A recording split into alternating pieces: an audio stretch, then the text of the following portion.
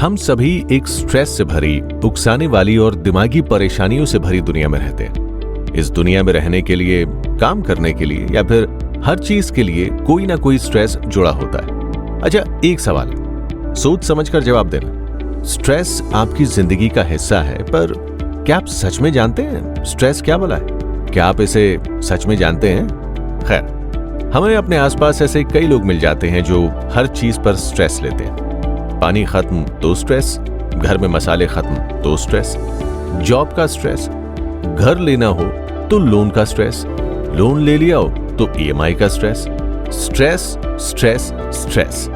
ऐसे लोगों के माथे पर हमेशा शिकन बनी रहती है और उन्हें मुस्कुराने में बड़ी तकलीफ होती है। मगर इसका कोई इलाज नहीं है क्या? क्या ये लोग खुश नहीं हो सकते? ओवरथिंक करना या एक ही चीज को लेकर बार बार सोचना और लगातार सोचते रहने का असर क्या होता है? इस मामले में हुई साइंस की तरक्की की वजह से ही हमें पता चला है कि हमारे लिए कितना खतरनाक हो सकता है। दिमाग और ख्यालों की दुनिया में एक इंसान कितनी बुरी तरह से फंस सकता है, इन सब की जानकारी मौजूद है इस किताब में। आंखें बंद करें और ध्यान लगाएं। खुद को जानने की कोशिश करें, मन की आंखों से देखने की कोशिश करें और जवाब दें। क्या आपको अपना स्ट्रेस कम करना आता है? क्या आप भी जिस स्ट्रेस को दूर करने की कोशिश करते हैं और फिर भी आपका ध्यान स्ट्रेस वाली चीजों की तरफ ही जाता है? क्या आपके लिए इस पर काबू पाना मुश्किल होता है? ठहरिए, आपको घबराने की जरूरत नहीं है। इन सब का हल आपको इस किताब में मिल जाएगा। चिंता की कई वजह होती हैं, चिंता के कई हालात होते हैं, चिंता का वक्त होता है और जगह भी। इन सब का पता लगाने के लिए जरूरी है कि आपको अपने स्ट्रेस को मैनेज करना आना चाहिए। स्ट्रेस मैनेजमेंट भी एक कला है और ये कला हर किसी को आनी चाहिए। इसे सीखने के लिए इस किताब में एक अलग हिस्सा बनाया गया। अगर मैं किसी से सवाल करता हूं कि स्ट्रेस अच्छा होता है या बुरा, तो जाहिर सी बात है कि वो यही जवाब देंगे कि ये तो बुरा होता है। क्या ये सच में सिर्फ बुरा होता है? अगर आपसे ये कहा जाए कि स्ट्रेस अच्छा भी होता है, तो क्या आप इस बात पर यकीन करेंगे? माना कि यकीन करना मुश्किल होगा, लेकिन ऐसा भी होता है। माना कि यकीन करना मुश्किल होगा, लेकिन ऐसा भी होता है। कैसा होता है अच्छा स्ट्रेस? फायदे क्या हैं? ऐसे ही कई दिलचस्प सवालों के जवाब जानने के लिए, अपनी जिंदगी को बेहतर बनाने के लिए इस किताब को सुनना जरूरी है, जिसे लिखा है निक ट्रेंटन ने। नमस्कार, स्वागत है आपका कुकू एफएम पर और आप सुन रहे हैं निक ट्रेंटन द्वारा लिखी गई stop overthinking 23 techniques to relieve stress, stop negative spirals, declutter your mind and focus on the present की ऑडियो बुक मेरे यानी आरजे संयम के साथ। आइए अगले एपिसोड से लोगों के साथ खुद को जानने का सफर शुरू करते हैं। कुकू एफएम, सुने जो मन चाहे। मान लीजिए कि एक नौजवान है जिसका नाम राज है। वो बहुत दरिया दिल, समझदार और सेल्फ अवेयरनेस से भरा है। इसके साथ साथ वो हमेशा ही किसी ना किसी बात को लेकर कुछ ज्यादा ही परेशान रहता है। ना जाने क्यों, पर आज वो अपनी सेहत से जुड़ी एक मामूली सी दिक्कत को लेकर परेशानी में डूबा हुआ है। वो अपनी उस छोटी सी बीमारी से जुड़ी जानकारी के बारे में ऑनलाइन रिसर्च करता है और आगे आ सकने वाली परेशानियों के बारे में सोच सोचकर खौफ के साए में जीने लगता है। वो जितनी ज्यादा तलाश करता है, उतना ही उदासी के सागर में डूबता जाता है। इसके बाद वो जरा ठहर कर दिमाग पर जोर डालता है और उसके दिमाग से आवाज आती है, मैं शायद ज्यादा ही सोच रहा हूं, यानी ओवरथिंक कर रहा हूं। लिहाजा वो अपनी बीमारी की वजह से दिमाग में चलने वाली खींचतान के परे ओवरथिंक करने को मादा बनाकर उसी के बारे में ओवरथिंक करने लगता है। हो सकता है कि उसे किसी थेरेपी की जरूरत हो, लेकिन किस तरह की? उसके ख्याल किसी बेलगाम घोड़े की तरह उसके मन के खुले मैदान में दौड़ने लगते। वो इसके बारे में सलाह लेने के लिए जाए भी तो किसके पास? ऐसे में वो खुद ही के साथ एक बहस में उलझ गया। खुद के साथ बहस करता है, खुद ही का इम्तिहान लिया करता है, खुद का बचाव करता है और खुद से सवालों की बौछार करता है। वो खत्म न होने वाली पुरानी यादों और अपने डरों को लेकर बार बार सोचता, यानी उन यादों की उधेड़ बुन में लग जाता, और जिनके बाद उसे अपनी फिक्र सताती और वो रुककर खुद की जांच करने लग जाता। वो इस सोच में डूब जाता है, क्या इसी को चिंता, एंजाइटी कहते हैं? क्या ये पैनिक अटैक है? क्या मैं स्किज़ोफ्रेनिया यानी दिमागी बीमारी का शिकार हो गया और मुझे इसका पता भी नहीं है? वो सोचता है कि क्यों कोई इंसान उसकी तरह बिना वजह इतना परेशान नहीं होता। ये ख्याल आता ही उसके दिमाग में न जाने कब कब की ऐसी लाखों घटनाएं उमड़ आती जिनमें लोगों ने उसकी बुराई की थी। इसके बाद वो अपनी कमियों को बहुत बड़ी करके देखता और परेशान होता। हर घटना उसके दिमाग में बार बार घूमने लगती और वो सोचने लगता, मैं जैसा हूं वैसा क्यों। उसे इस बात से तकलीफ होती कि उसके पास जाने भी दो या नजरअंदाज करने वाली सोच क्यों नहीं है। 1 घंटे बाद वो मायूसी में डूबा हुआ महसूस करता कि वो अपनी सेहत से जुड़ी परेशानी को हल करने के बारे में कोई फैसला नहीं ले पा रहा है। वो डिप्रेशन की गहराइयों में खोने लगता, खुद से नेगेटिव बातें करने लगता और बार बार खुद से ये कहते हुए अफसोस करता कि मेरे साथ हमेशा ऐसा ही होता है और मैं अपनी उलझनों को हल नहीं कर पाता। मैं पागल हूं, यानी मेरा दिमाग ठिकाने पर नहीं है। उफ, ये समझना मुश्किल है कि राज की इन सब परेशानियों की शुरुआत किस तरह हुई। उसकी बीमारी इतनी बड़ी थी ही नहीं कि उसे इसके लिए इतना परेशान होना चाहिए। दरअसल उसके कंधे पर एक ऐसा मस्सा मोल हो गया था जो खराब दिखता था। हम सभी एक स्ट्रेस से भरी, उकसाने वाली और दिमागी परेशानियों से भरी दुनिया में रहते हैं। बहुत ज्यादा सोचने यानी ओवरथिंक करने का असर हमारी सोचने समझने की काबिलियत पर पड़ता है। जब हमारे ख्याल काबू से बाहर हो जाते हैं तो हम बहुत ज्यादा सोचने लगते हैं। इससे हम स्ट्रेस से भर जाते हैं। आमतौर पर बिना रुके जिंदगी और खुद ही खत्म ना होने वाली छानबीन तेजी से चलती रहती है। इससे कुछ खास तो नहीं होता, लेकिन खुद को नुकसान जरूर पहुंचता है। आमतौर पर हमारा दिमाग परेशानियों को हल करने और चीजों को ज्यादा सफाई से समझने में मदद करता है। ज्यादा सोचने की वजह से इसका फैसला एकदम अलग होता है। इसे आप भले ही चिंता कहें, घबराहट कहें, स्ट्रेस कहें, गौर कहें या चाहत का नाम दें। बहुत ज्यादा सोचने के बारे में सबसे बड़ी बात यह है कि ऐसी हालत में हमें बहुत बुरा लगता है और इससे हमें किसी भी तरह की मदद नहीं मिलती। जरूरत से बहुत ज्यादा सोचना यानी ओवरथिंक करने से ये परेशानी और ज्यादा बढ़ती चली जाती है या फिर ये हमारे दिमाग में हमेशा घूमती रहती है। अपने ख्यालों पर हमारा काबू नहीं रहता, दिमाग में कुछ तो चलता ही रहता है। क्या आप ज्यादा सोचने या ओवरथिंक करने की आदत के शिकार हैं? कभी कभी ये समझना मुश्किल हो सकता है कि असल में आपकी मुश्किल क्या है, क्योंकि ज्यादा सोचने वाले यानी ओवरथिंकर अपने आप को इस बात का भरोसा दिलाने में माहिर होते हैं कि उनकी अभी की चिंता बहुत बड़ी है। इसीलिए ये तब तक चलता है जब तक कोई दूसरी चिंता उसकी जगह नहीं ले लेती। ज्यादा सोचना असल में सेहत से जुड़ी बाकी की परेशानियों की एक पहचान और निशानी हो सकती है। इनमें आम चिंता या डिप्रेशन शामिल है, लेकिन सच तो यह है कि इन मुश्किलों के ना होने पर भी हम बहुत सोचने वाले या ओवरथिंक करने वालों में से एक हो सकते हैं। जैसे कि राज के मामले में साफ है, ओवरथिंक करना दिमाग को काफी नुकसान पहुंचाने वाली एक्टिविटी है। भले ही एक्टिविटी के बारे में पता लगाना हो, राय बनानी हो, आंकना हो, काबू करना हो या चिंता करनी हो। अगर आपके साथ ऐसी बातें होती हैं तो समझ जाइए कि आपकी परेशानी ओवरथिंक करना है। आप हर पल अपने ही ख्यालों को लेकर सतर्क रहने लगते हैं। अपनी मुश्किल, उसके हल यानी अपने ख्यालों के बारे में ही सोचते रहते हैं। अपने ख्यालों को काबू करने या किसी खास दिशा में ले जाने की बहुत ज्यादा कोशिश करते हैं। अपने आप आने वाले यानी ऑटोमेटिक ख्यालों से परेशान हो जाते हैं, उन्हें पसंद नहीं करते या महसूस करते हैं कि इनमें से कुछ ख्याल बुरे और अनचाहे हैं। आपसी और टकराने वाले इम्पल्सेस के बीच की जंग के बारे में अक्सर सोचते रहते हैं। अक्सर अपने ख्यालों के बारे में सवाल करते हैं, उन पर शक करते हैं, उनके बारे में छानबीन करते हैं या उनके बारे में अपनी राय बनाते हैं। मुश्किल के वक्त अक्सर खुद को और अपने ख्यालों को इसकी जड़ मानते हैं। अपने ख्यालों को समझने पर ध्यान टिकाया करते हैं और अपने दिमाग की अंदरूनी प्रोसेस की जड़ तक जाते हैं। आप ऐसा फैसला लेते हैं जो परेशानी की वजह बनता है और अपने चुने गए ऑप्शन को शक की निगाहों से देखते हैं। आप बहुत सारी चीजों को लेकर परेशान और बेचैन रहते हैं। आप नेगेटिव ख्यालों के पैटर्न को बार बार समझने की कोशिश करते हैं। कभी कभी आपको लगता है कि आप कई बार किसी ख्याल पर बार बार जाने से खुद को रोक नहीं पा रहे, भले ही वो बीते दिनों से जुड़ा हो और उसके बारे में आप कुछ भी नहीं कर सकते। आप देखेंगे कि इनमें से कुछ बातें बेशक अच्छी हैं। क्या हम सभी ज्यादा होशियार रहना नहीं चाहते? क्या अपनी आम हरकतों पर सवाल करना अच्छी बात नहीं है? क्या अपने आप से बड़े सवाल करना अच्छी बात नहीं है ताकि हम बेहतर फैसला ले सकें? ज्यादा सोचने का सार इसके नाम में ही छुपा हुआ है।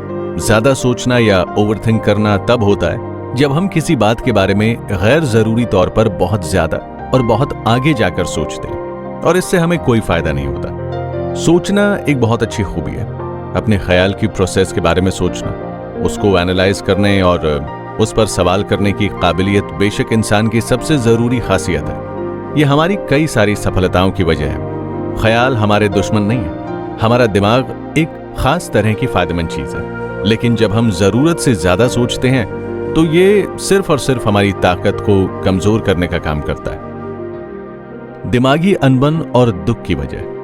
अगर दिमाग इतनी खास चीज है और सोचना या ख्याल करना इतना फायदेमंद है, तो फिर लोग इतनी आसानी से जरूरत से ज्यादा सोचने यानी ओवरथिंक करने में क्यों खो जाते हैं? बरसों से लोगों ने अपने अपने प्रिंसिपल सामने रखे हैं। शायद ज्यादा सोचना एक बुरी आदत है, या किसी की शख्सियत की एक खूबी, या फिर कोई दिमागी बीमारी जिसे इलाज से ठीक किया जा सकता है। असल में कोई इंसान बहुत ज्यादा सोचने वाला क्यों बन जाता है? ये सब ज्यादा सोचने वाले लोगों के लिए ओसीडी होने का सबसे आसान जरिया बन सकते हैं। मैं ऐसा क्यों हूं? अगर आपने ये किताब पढ़ने के लिए ली है तो ये बात मुमकिन है कि आप अपने दिमाग से चल रही जंग से परेशान हैं। आपको ऐसा लगता है कि क्यों आपका दिमाग अपने काबू में नहीं है, लेकिन इसकी कई वजह हैं। मिसाल के तौर पर स्ट्रेस, बीते हुए कल की सोच में डूबे रहना और शांत इंसान बनने का रास्ता ढूंढना। ये बात सबसे पहले ध्यान में रखी जानी चाहिए, और ये बहुत जरूरी भी है कि ज्यादा सोचना ही कभी कभी ज्यादा सोचने की वजह बन जाता है। इसका क्या मतलब है? राज के मामले में उसके बहुत ज्यादा सोचने की वजह उसके कंधे पर उठा हुआ और खराब दिखने वाला मस्सा या मोल नहीं है। इससे उसका कोई लेना देना नहीं है। सही साइकोलॉजिस्ट चुनने से भी इसका कोई लेना देना नहीं है। इसका इस बात से भी कोई लेना देना नहीं है कि किसी इंसान ने उससे 23 साल पहले कुछ कह दिया था और उसे अपने बुरे इंसान होने पर खुद से घिन हो रही है। ये सारे ख्याल ज्यादा सोचने यानी ओवरथिंक करने का नतीजा है। जब हम पिछली बातों को किसी साइकिल के पहिए की तरह अपने दिमाग में गोल गोल घुमाते रहते हैं, तो ऐसा लग सकता है कि ये ख्याल ही हमारी परेशानी है। हम अपने आप से कहते हैं, काश मैं उस बात का हल निकाल पाता जो मुझे लगातार दुख पहुंचा रही है, तो आज मैं बहुत मजे से होता और सब कुछ बहुत अच्छा होता। असल में अगर उस बात का हल हो भी गया होता तो कोई दूसरी बात उसी वक्त उसकी जगह लेने में देर नहीं करती। ऐसा इसीलिए होता क्योंकि ज्यादा सोचना इसकी वजह नहीं थी, ये उसका नतीजा था। ज्यादा सोचने वाले कई लोग अपने बहुत ज्यादा एक्टिव दिमाग की दया पर सांस लेते हैं। ऐसा इसीलिए क्योंकि वो इस बात को नहीं समझते कि असल में हो क्या रहा है। वो मुश्किल को सुलझाने के लिए बेचैन रहते हैं। वो समझ ही नहीं पाते कि असल में जिसे वो मुश्किल समझते हैं वो मुश्किल है ही नहीं, उसे मुश्किल मानना ही मुश्किल है। इस तरह वो किसी ख्याली रास्ते को ढूंढने में लगे रहते हैं और उसी में अपनी सारी ताकत लगा देते हैं। लेकिन आखिर में उनको यह पता चलता है कि उनका स्ट्रेस उतना ही है जितना शुरुआत में था। अगर हम ज्यादा सोचने यानी ओवरथिंक करने की आदत पर सफलता के साथ काबू पाना चाहते हैं, तो हमें मुश्किल को हल करने की कोशिश करने और इसके लिए ख्याल करते रहने के बजाय एक कदम पीछे खींचना होगा। इस किताब के बाकी हिस्से में हम ये मानकर ही चर्चा करेंगे कि जब हम ज्यादातर सोचने की बात कर रहे हैं तब हम चिंता की ही बात कर रहे हैं। अगर किसी इंसान में चिंता की दिक्कत की पहचान नहीं हुई है तब भी वो ज्यादा सोचने वाला यानी ओवर थिंकर हो सकता है। लेकिन अगले अध्यायों में हम चिंता को ही ज्यादा सोचने की वजह और ज्यादा सोचने का असर मानेंगे। तो फिर चिंता आती कहां से है? क्या वजह आप ही है? चिंता की वजहों पर रिसर्च जारी है। अभी तक इनमें जो बातें सामने आई हैं उनके मुताबिक ये इंसानियत से जुड़ा मामला है या इसके लिए अपनी बनी बनाई आदतें जिम्मेदार है। यानी आपकी तरह ही परेशान रहने वाले माता पिता से ये आपको विरासत में मिली है। अक्सर चिंता या एंजाइटी के साथ कई दिक्कतें पाई गई हैं, जिनमें दिमागी और फिजिकल बीमारियां शामिल हैं। लेकिन ये देखा गया है कि कुछ खास ग्रुप, मिसाल के तौर पर औरतों में इसका असर ज्यादा देखने को मिलता है। इनके अलावा खान पान, स्ट्रेस से भरी जिंदगी, बीते वक्त का कोई मामला और यहाँ तक कि कल्चर का भी इनमें कुछ ना कुछ हाथ जरूर होता है। मार्क रेचल, जो कि एक न्यूरो साइंटिस्ट है, उन्होंने इस दुनिया को डिफॉल्ट मोड नेटवर्क टर्म दिया। इसका मतलब ये समझा जाता है कि दिमाग में होने वाली हलचल जो तब होती है जब हम कुछ नहीं करते। जब हम कुछ नहीं करते तब भी हमारा दिमाग जिंदा महसूस करने के लिए किसी ना किसी जानकारी के बारे में एक बार या फिर कई बार सोचने लगता है। ये दावा किया जा सकता है कि इसी तरह हमारे दिमाग ने नाखुश रहने के हुनर को सीखा है। इसका साफ सीधा फंडा यही है कि चाहे कुछ सोचने के लिए हो या फिर ना हो, हमारा दिमाग हमेशा ख्यालों की दुनिया में खोया रहता है। एक जाने माने फिजिसिस्ट का कहना था कि एक इंसानी दिमाग में अरबों न्यूरॉन्स होते हैं और हर न्यूरॉन दसियों हजार अलग अलग न्यूरॉन से जुड़ा होता है। इसी बीच दुनिया में अपनी जरूरतों को समझना सबसे ज्यादा मुश्किल है। ऐसे में ख्याल हमारे दिमाग में किसी साइक्लोन या चक्रवात की तरह घूमने लगते हैं। 2010 में छपी एक रिसर्च पेपर में यह कहा गया था कि इधर उधर भागने वाला दिमाग हमेशा नाखुश मिलता है। साथ ही हमारा दिमाग उन चीजों पर काफी वक्त जाया करता है जिसका कोई मतलब नहीं है। एक और पेपर की मदद से इस बात का खुलासा किया गया कि एंजाइटी या डिप्रेशन के शिकार होने वाले लोगों में डिफॉल्ट मोड नेटवर्क या DMN के आसार बाकियों से ज्यादा पाए जाते हैं। क्या यह सुनकर इस नतीजे पर पहुंचा जा सकता है कि DMN में इजाफा होने वालों को डिप्रेशन जल्दी होता है? लोग पैसे, काम, परिवार, रिश्तों, बढ़ती उम्र या जिंदगी में होने वाले स्ट्रेस देने वाले हादसों से परेशान रहते हैं। फिर ये बात आती है कि क्या ये बातें चिंता या ज्यादा सोचने की वजह है या फिर उसी का नतीजा है? आखिर में कई लोग पैसों से जुड़ी दिक्कतों या परिवार के दबाव के बावजूद परेशान नहीं होते या ज्यादा नहीं सोचते। इससे हटके दूसरे लोग उन बातों को लेकर परेशान रहते हैं जिनकी ऐसी कोई वजह नहीं दिखाई देती जो उनके जज्बात पर असर डाले। रिसर्च से ऐसी कई थियरी सामने निकल कर आती हैं जो बताती हैं कि चिंता के एक से ज्यादा पहलू होते हैं। जो भी रिसर्च की जा रही है उसकी बुनियाद पर हम ये मानकर चलेंगे कि इन सभी प्रिंसिपल की अपनी अपनी जरूरत है और चिंता की कई वजह हैं। जैसा कि ये कई अलग अलग वजहों से मिला जुला नतीजा है जिनमें आपसी मेल जोल के अपने दिलचस्प रिएक्शन है। इंसान की चिंता की सबसे बड़ी वजह मिजाज बनाम परवरिश, नेचर वर्सेस नर्चर के सवाल का हिस्सा हो सकता है। दूसरे शब्दों में कहें तो ये भले ही इसे अभी महसूस किया जा रहा हो, लेकिन इसकी बड़ी वजह आपके अंदर ही होती है। हम चिंता की आम जानकारी से बात शुरू करते हैं, यानी जेनेटिक्स। सच तो यह है कि कोई भी जानकार अभी तक सही तौर पर यह नहीं बता पाया है कि कोई जेनेटिक्स से जुड़ी वजह ही हमारी चिंता की बुनियाद है। खैर, रिसर्च करने वालों ने एक जेनेटिक कंपोनेंट की खोज की है। पवोन्स और बाकी के जानकारों ने 2019 में एक मॉलिक्यूलर साइकाइट्री रिसर्च पेपर में कहा है कि क्रोमोसोम 9 में ऐसे जीन्स होते हैं जिनसे चिंता को बढ़ावा मिलता है। लेकिन किसी में इन जीन्स के होने का मतलब ये नहीं है कि वो चिंता का शिकार होगा ही। रिसर्च पेपर में आगे साफ किया गया है कि चिंता से जुड़ी दिक्कतों का 26% हिस्सा हमें माँ बाप से विरासत में मिला होता है। मुझे पूरा भरोसा है कि आप इस बात से इत्तेफाक रखते होंगे कि ये आंकड़ा बहुत कम है। बाकी का 74% कहां से आता है? ये आपके आसपास के माहौल, आपके परिवार के इतिहास, पुराने किस्सों और मौजूदा लाइफस्टाइल से मिलजुल कर तैयार है। इस तरह की रिसर्च को अंजाम देना मुश्किल हो सकता है, क्योंकि जब हम इसके बारे में सोचते हैं तो पता चलता है कि हमें माँ बाप से चिंता की विरासत कई तरह से मिलती है। उनमें से एक है जीन्स की मदद से। हमारी परवरिश, हमारे बड़े होते वक्त होने वाली चीजें आदि भी इसके लिए जिम्मेदार हैं। इस तरह जेनेटिक्स और इंसान के नेचर के असर के बीच फर्क करना मुश्किल हो जाता है। अगर आपकी माता या पिता के बीच चिंता में डूबे होने की दिक्कत है तो आप में भी ऐसी चीजें होना मुमकिन हो जाता है, लेकिन इसके बारे में साफ साफ कुछ नहीं कहा जा सकता। ऐसे कोई एंजाइटी जीन्स नहीं होते जिनमें आपका आने वाला कल किसी पत्थर की लकीर की तरह तय हो जाए और उसे बदला न जा सके। यहां तक कि आज भी ऐसे सबूत मौजूद हैं जिनसे ये पता चलता है कि हम जैसे जैसे बड़े होते जाते हैं और हमारे आसपास का माहौल बदलता है, वैसे वैसे हमारे जीन्स के असर में कमी आती जाती है। इसीलिए चिंता से कैसे निपटना है, इसे कभी भी सीखा जा सकता है। ऐसा करके हम अपनी जिंदगी बिता सकते हैं। ऐसा तब होता है जब हमें किसी खास जोखिम के जरियों की और पैदा होने से लेकर अब तक की पूरी जानकारी हो। एपिजेनेटिक्स की फील्ड में हुई रिसर्च से अब यह पता चलता है कि जीन्स इस कहानी का सिर्फ एक हिस्सा है। हम ऐसे डीएनए के साथ इस दुनिया में आते हैं जो हमारी जिंदगी के तजुर्बों और माहौल के साथ मौसम की तरह बदल सकते हैं। कुछ जीन्स को मॉलिक्यूलर प्रोसेस की मदद से एक्टिव या इनएक्टिव किया जा सकता है। इनमें से एक है मिथाइलेशन। एपिजेनेटिक मिथाइलेशन रिसर्च करने वाले सिर्फ ये पता नहीं लगा रहे कि जिंदगी के तजुर्बे मिथाइलेशन के जरिए जेनेटिक असर को बदल सकते हैं, वो ये भी जानने की कोशिश कर रहे हैं कि क्या मिथाइलेशन के पैटर्न को आने वाली पीढ़ियों को भी सौंपा जा सकता है। क्या ज्यादा सोचना या ओवरथिंक करना जेनेटिक है?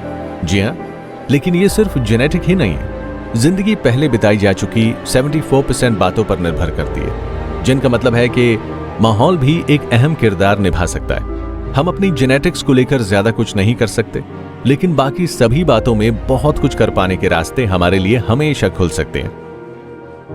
जेनेटिक होने के अलावा हमारे अंदर चिंता के और भी जरिए होते हैं। हम में से कई लोग आदतन ओवरथिंक करने वाले हो गए, क्योंकि इससे हमें ऐसा भ्रम होता है कि हम अपनी मुश्किल पर बहुत ज्यादा सोचकर उसके हल के लिए कुछ कर सकते हैं। लिहाजा अगर राज अपनी सेहत को लेकर परेशान है तो उसे ऐसा लगना आम है कि वो उसके बारे में बहुत ज्यादा सोचकर बीमारी की जड़ को जानने की कोशिश कर रहा है। लेकिन सच तो यह है कि बहुत ज्यादा सोचने से आप कहीं नहीं पहुंचते। ऐसा इसीलिए क्योंकि बहुत ज्यादा सोचने वाला इंसान एनालिसिस, हो सकने वाली चीजें और उन्हें नकारने के बारे में बार बार सोचने के जाल में उलझ कर रह जाता है। ये ऐसी खुजली की तरह है जो ठीक नहीं हो सकती।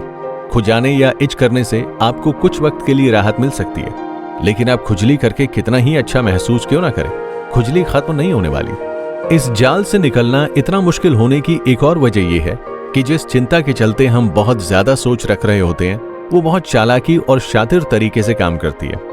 आपने देखा होगा कि ओवरथिंक करना कुछ खास वजहों से बढ़ जाता है। इनमें आपकी अपनी काबिलियत को लेकर एक इनसिक्योरिटी, चुनिंदा लोगों के साथ आपके रिश्ते, आपकी फिजिकल और दिमागी सेहत आदि शामिल है। इनमें से कोई भी वजह इसके लिए जिम्मेदार हो सकती है। जब आप आपे से बाहर होते हैं तब आप अपने ही ख्यालों को दबाने की कोशिश करने लगते हैं और इसका नतीजा उल्टा होता है। आप जिस चीज के बारे में चिंता करते हैं उस पर और ज्यादा सोचने लगते हैं।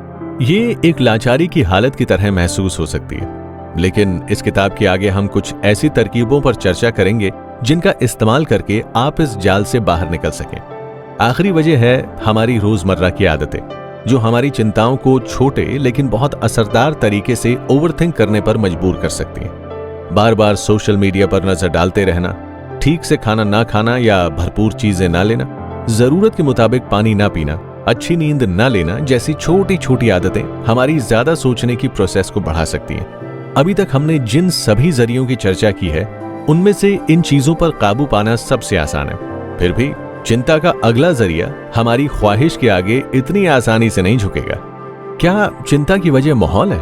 हो सकता है कि जेनेटिक तौर पर आपको ऐसी गोरी स्किन मिली हो जो धूप लगने से दूसरे लोगों के मुकाबले में ज्यादा काली पड़ जाती है। फिर भी ऐसा हो या ना हो, ये आपकी जीन्स तय नहीं करेंगे, ये तो सूरज के हाथों में। इसी तरह जीन्स की वजह से हमारी किसी न किसी तरह की प्रोसेस बन जाती है, लेकिन चिंता पैदा करने और उसे बढ़ाने में जिंदगी खुद एक अहम किरदार निभाती है। दूसरे शब्दों में, जेनेटिक आदतों और चिंता भरे या बस में ना रहने वाले आदतों से जोड़ा जाए तो ओवरथिंक करना जन्म लेता है।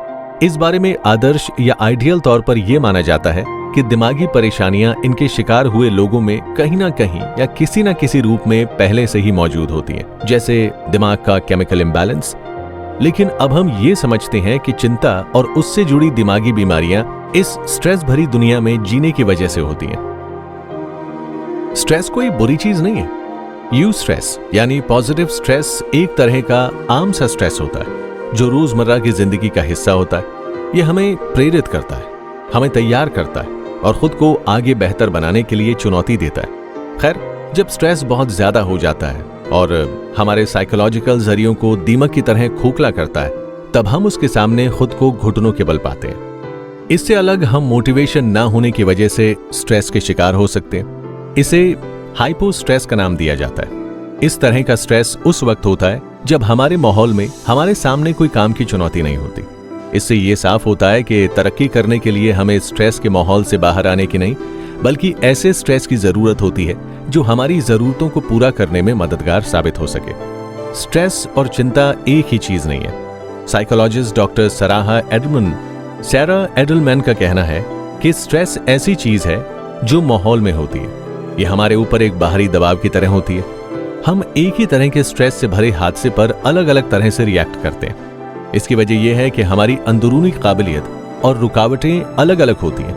हमारे रिएक्शन में बाकी के जज्बात और शरीर से जुड़ी पहचान, जैसे नींद ना आना, बदहजमी या ध्यान ना लगा पाना शामिल है। जिंदगी भरा और एक्टिव होना स्ट्रेस भरा होता है। स्ट्रेस महसूस करना, चुनौती या बेचैनी हमारी रोजमर्रा की जिंदगी का आम हिस्सा है। लेकिन अगर ये लगातार बना रहे और हम इसके आगे घुटने टेक दें तो ये हमारे आगे बढ़ने के रास्ते में रुकावट बन सकता है। हम खुद को थका हुआ और स्ट्रेस से भरा महसूस कर सकते हैं। हमारे अंदर चिंता से जुड़ी दिक्कतें पैदा हो सकती हैं। अगर आप किसी ऐसे इंसान को लगातार स्ट्रेस से भरते रहें जिसे बहुत ज्यादा सोचने की आदत है, तो ये उसे पूरी तरह से बेचैन करने का बहुत ही असरदार तरीका है। काम के दबाव, जिद्दी बच्चे, बहुत ज्यादा जज्बाती रिश्ते, 24 घंटे चलने वाली खबरों का कभी न खत्म होने वाली स्ट्रेस की साइकिल, सियासत, मौसम का बदलाव, आपके पड़ोसी के घरों से आने वाला शोर, नींद की कमी, बहुत ज्यादा जंक फूड खाना, पिछले साल आपके साथ हुआ कोई हादसा, आपका बैंक बैलेंस, इतना सब होने पर हम सभी का बेचैन हो जाना कोई हैरत की बात नहीं है। रिसर्च करने वाले केनेथ कैंडलर और उनकी टीम ने पाया कि बहुत गहरे डिप्रेशन और चिंता की दिक्कतों का रिश्ता बीती जिंदगी में हुए हादसों से जुड़ा हुआ है। मिसाल के तौर पर किसी की मौत, तलाक, हादसे, जुर्म या गरीबी। कई रिसर्च के मुताबिक बालिग हो जाने के बाद दिमागी दिक्कतों की एक वजह बचपन के हादसे भी हो सकते हैं। ऐसे लोगों के साथ बचपन में बुरा बर्ताव हुआ होता है या फिर उनकी बुराई की जाती है। साल 2000 में क्रिस्टाइन हाइम और उनके साथियों ने कहा कि जिन महिलाओं के बचपन में चाइल्ड अब्यूज या यौन शोषण हुआ होता है, उनका जज्बाती होना उन्हें बालिग होने पर स्ट्रेस के जहर से भरता रहता है। यानी स्ट्रेस को लेकर उनका रिएक्शन दूसरों के मुकाबले में ज्यादा होता है।